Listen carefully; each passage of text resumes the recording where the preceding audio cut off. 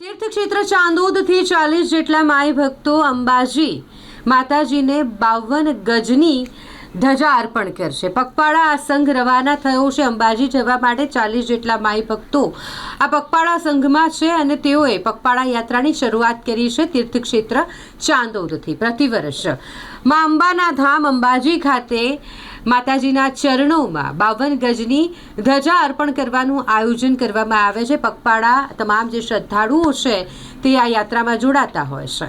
આ પગપાળા સંઘની પગપાળા યાત્રા 20મા વર્ષમાં મંગલ પ્રવેશ કરતી હોય ત્યારે 40 જેટલા માઈ ભક્તો तीर्थक्षेत्र ચાંદોદથી અંબાજી જવા પ્રસ્થાન કર્યું છે। પગપાળા ચાંદોદથી અંબાજી ધામ જવા 52 ગજની ધજા સાથે પ્રસ્થાન કર્યું। વારાહી માતાના ચોકમાં સામૂહિક આરતી અને મલ્હારરાવ ઘાટ ખાતે નર્મદાજીનું પૂજન અર્ચન કરી ડીજેના ભક્તિ સંગીત અને ધજાજી સાથે નગરમાં નીકળેલી શોભાયાત્રામાં પદયાત્રીઓ સાથે મોટી સંખ્યામાં નગરજનો પણ જોડાયા। અહીં ભક્તિ ધૂનોની રમઝટમાં સૌ કોઈ ભક્તિભાવપૂર્વક ઝૂમતા નજરે પડ્યા।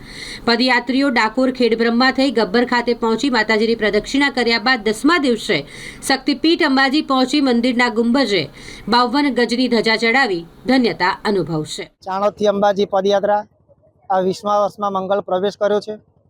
દર વર્ષે પદયાત્રીઓની સંખ્યા વધતી જાય છે।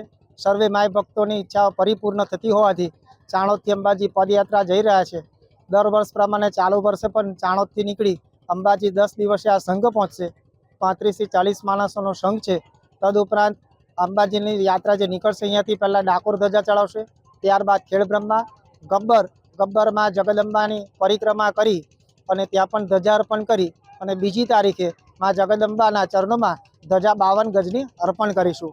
આ ધજા ચડાવવાથી સર્વે માય ભક્તોની તમામ મનોકામના પૂર્ણ થતી હોય છે। માં જગદંબા સર્વેનું કલ્યાણ કરે એવી સર્વે પદયાત્રીઓની મનોકામના છે। બહુચર અંબે માતા કી જય।